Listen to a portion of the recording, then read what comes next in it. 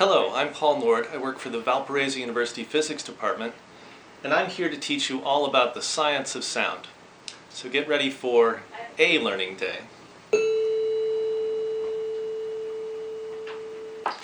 Just something written on the side of this tuning fork. It says A440HZ. And on this tuning fork, it says A880HZ.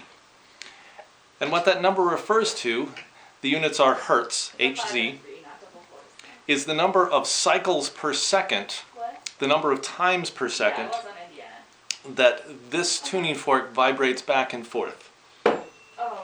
That's an A440. This one is also an A. It's twice the frequency. It vibrates back and forth 880 times per second.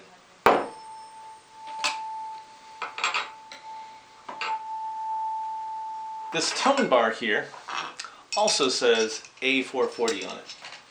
So this bar vibrates back and forth 440 times per second when I play it.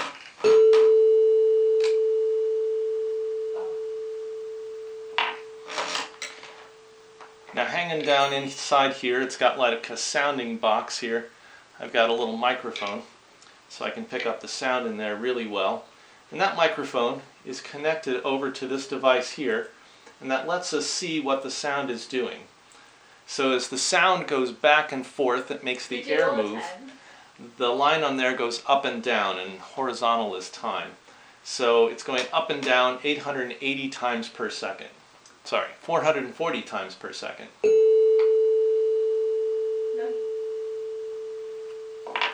Let me zoom in on that for you, and we'll play it again.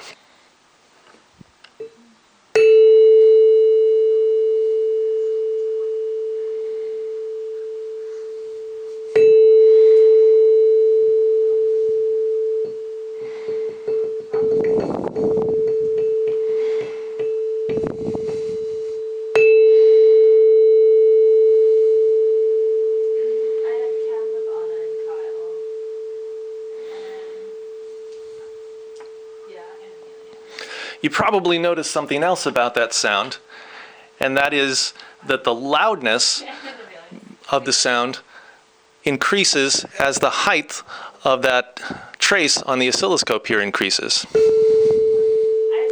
And as it gets quieter, it goes down. You can also see it vibrating a little bit as it's picking up my voice. Loud down to soft. So it's loud when it's vibrating back and forth a lot. It has a lot of energy, and it gets soft as it slowly fades away.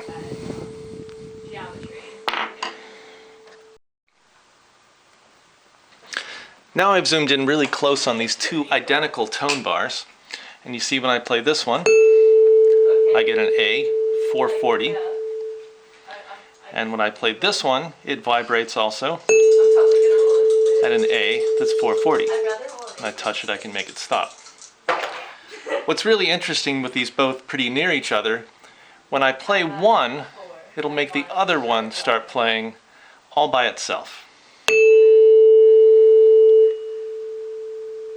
If I play this one,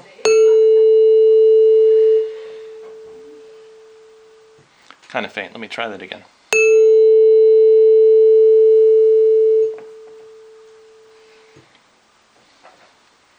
So the vibrations from this one transfer through the air, through the table, and somehow make that one vibrate because it's set up to vibrate in resonance. Do we want to see that? What do we have, a cello or a bass? We have a cello. We can try that with? Let's try that. So I have fingered an A on the D string, which is the exact same pitch as the open A. I'm going to put my bow on the D string, and if I get my bow angle just right, I will only play the note on the D string. But you'll see the A string vibrate.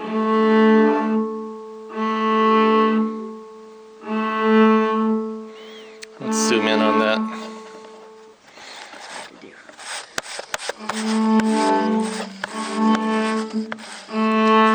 And do it the other way.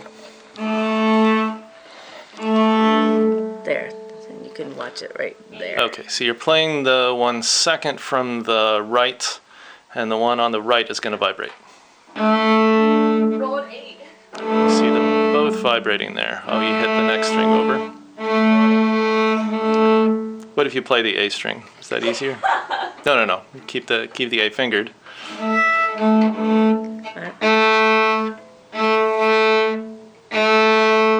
It doesn't excite as much. Does the fingered note damp it?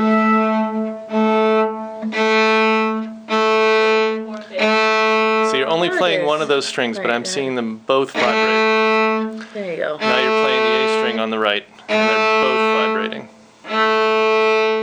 Very nice. Thank you.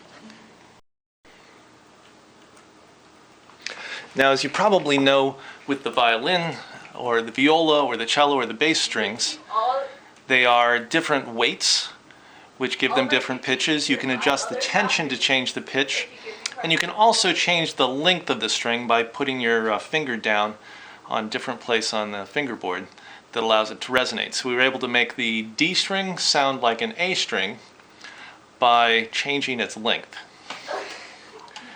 These tone bars both sound A440, but I have a little weight I can add on to the one of them. And if I add that weight way out here, not sure if you can tell the difference, but that pitch is actually a little bit lower than this one.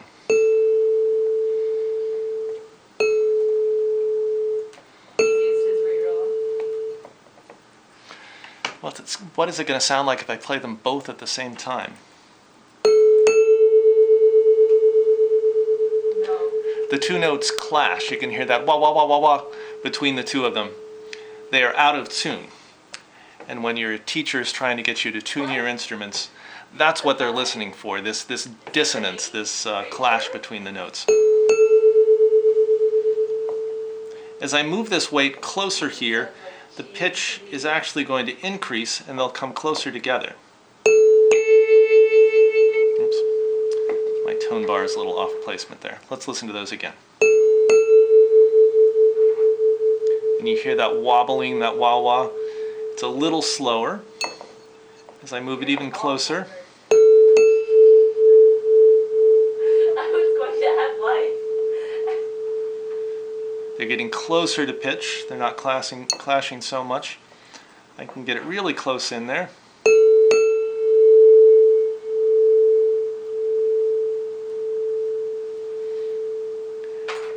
And without doing anything, these two tone bars are making that sound. It's not my hand doing it. It comes and goes just like that.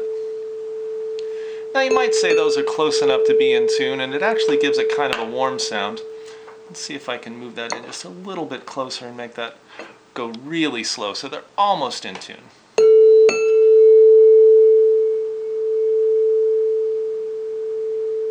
It takes a couple of seconds for that to wobble in and out of phase together. Big science word.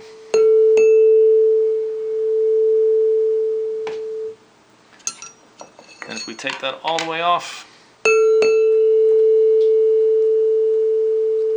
then they're playing the same pitch and they sound just right together. And finally they're in tune.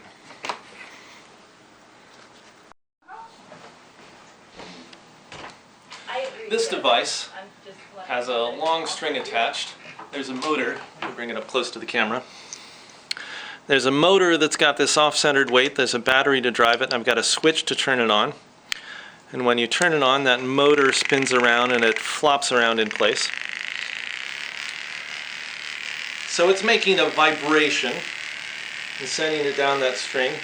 And if I adjust the length of that string by holding it to match the vibration, you see what happens? I get a resonance in that string. And it vibrates back and forth just like that. It's going around sort of like a little jump rope. And if I grab it right at that point, I can get one sort of little jump rope motion out of that. And I can even, let's see if we get this all on camera, if I get it just the right length,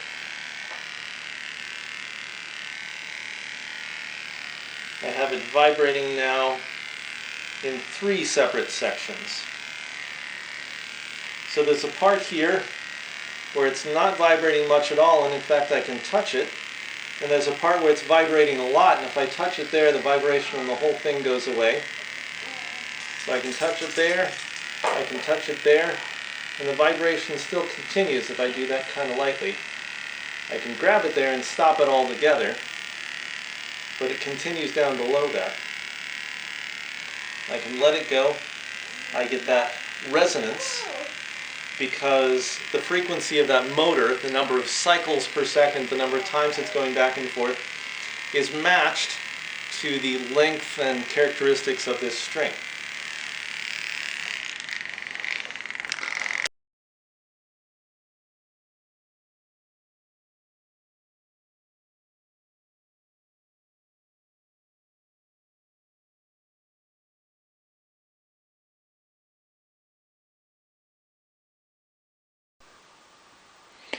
An audio speaker, like the one in your car, on your radio or your phone, is a device that turns an electrical signal into a sound. It makes a vibration. It causes the air to move by making a vibration. This device will drive a speaker at a specific frequency we choose. And you can see here it's set at 440 hertz. So if we turn up the volume on it, got a speaker down below here. It's now producing sound at that familiar 440 hertz. I can change the frequency of the sound.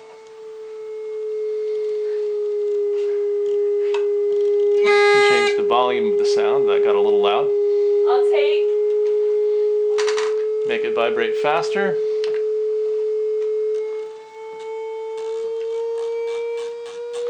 Make a higher frequency, a higher number, a greater number of cycles per second, They're not making you any money. or a lower number. This one I actually want to run very low. Now you see I'm playing that at about 60 hertz. Wait, when did you mortgage Illinois? It's a very low sound. Let's zoom into the speaker and see if we can see that moving. Well, then I'll do it. 60 times per second, that's still moving pretty fast back and forth there. Let's make it even lower.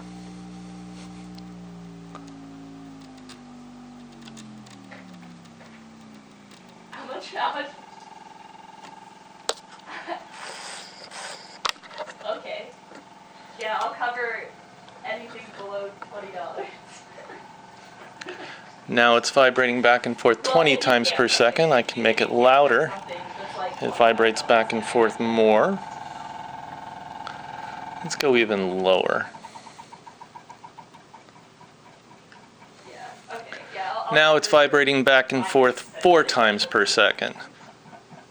1, 2, 3, 4, 1, 2, 3, 4, 1, 2, 3, 4, 1, 2, 3, 4. I'm not covering card plays for you, but I'll So that's moving very slow. And if you look at these 2 speakers, let's see if we can zoom out there. If you look at these 2 speakers, yeah. Now I can make money. they're actually moving in opposite directions. $14. So let's back up and show you Okay, and then I think I want. what this thing we've got set up really is for. I'm going to. Now we talked about resonance in stringed instruments. Depends on the length of the pipe. Yeah. Okay. I'm going to stick a hotel on States. So these 2 push air together that way and they push air out this way. So back and forth squeezing. There's some holes in the top. What?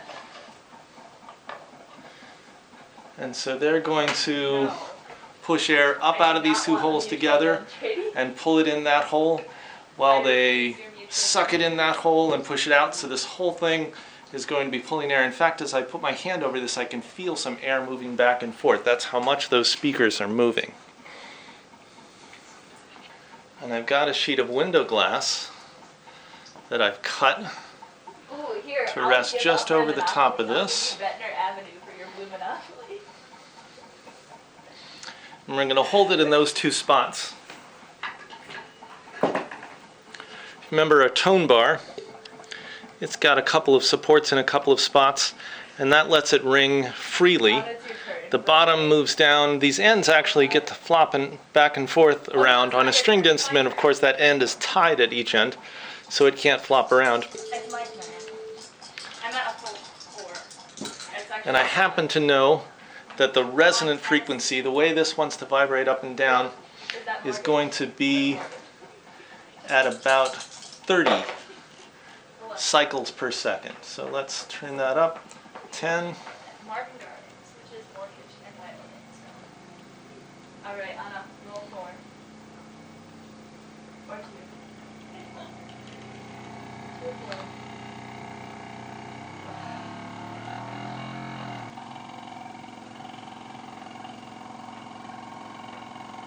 A chord hat. That was chance. It's like something right around 22 is going to do it. It's wobbling back and forth.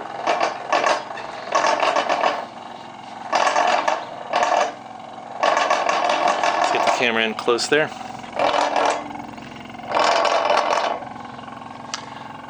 That end is just shaking up and down like anything. The center of that piece of glass is moving up and down, and it's actually seems to be walking itself off just a little bit. So it'll probably. And let's see what happens when we turn the voltage way up.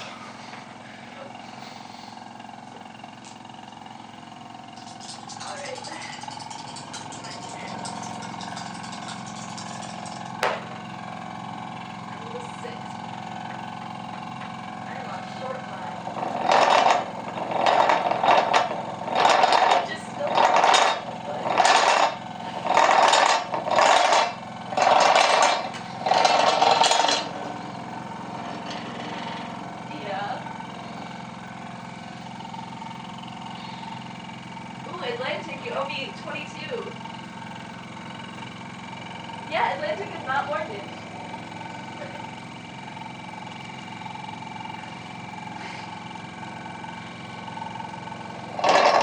I have 600.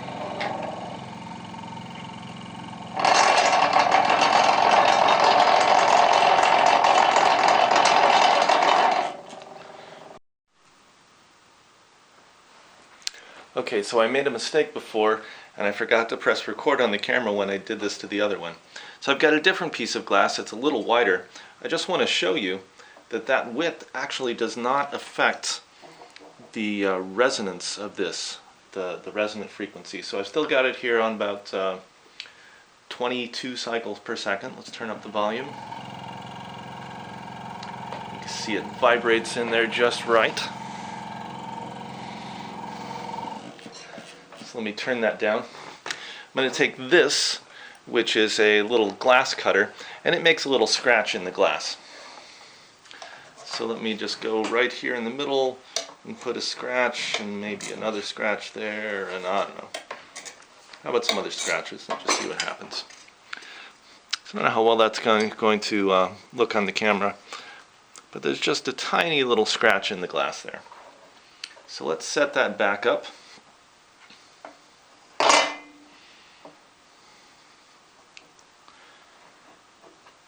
And see if we can crank up the volume again.